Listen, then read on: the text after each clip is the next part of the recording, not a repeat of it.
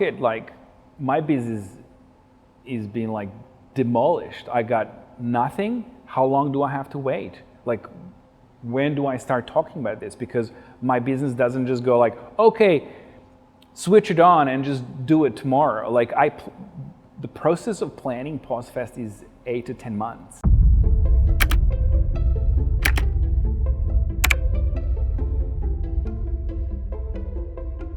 I'm originally Serbian. I left home when I was 14. I grew up on the streets, pretty much. I love music, in particular underground and techno parties.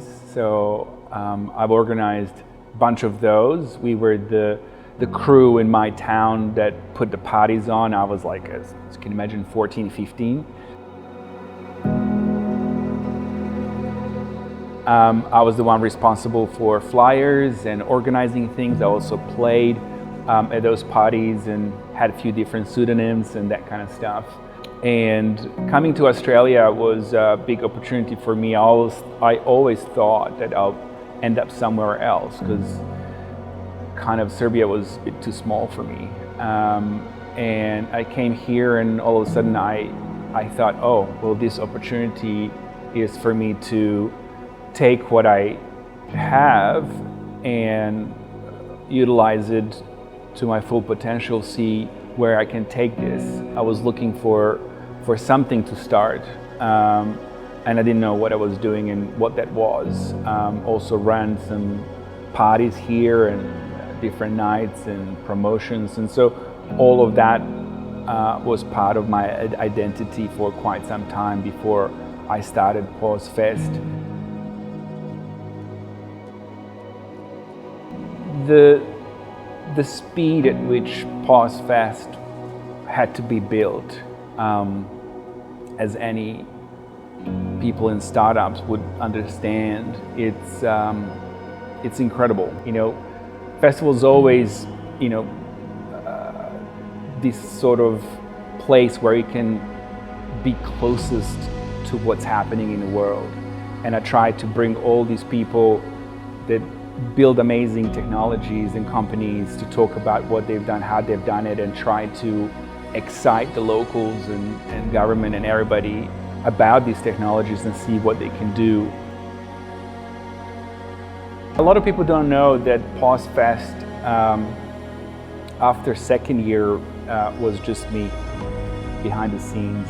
So I have this comparison for a festival. It's a dragon, and I try to feed it, and dragon is always hungry. And you know, at some point, some years ago, it took over me. I wasn't in control of the festival because it became so big.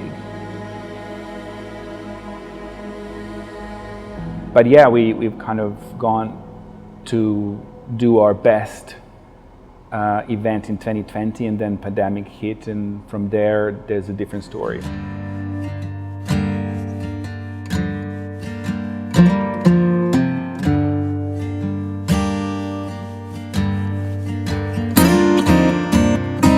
I knew, because planning event is not like, you know, day-to-day sort of thing you plan in advance, and I tend to plan a year or two in advance. There's a question about what's happening with pausefest right now, and will it go ahead? The way festivals work and how octane-filled environments they are. There's a lot of energy that just kind of gets released, and pressures and deadlines and stress, immense stress, especially for me, because I had to literally, and I explained this to my programming team, imagine if you had to start a startup from scratch each year and then exit at the same year, and then 11 years like that. That's kind of what it felt running pausefest for me personally.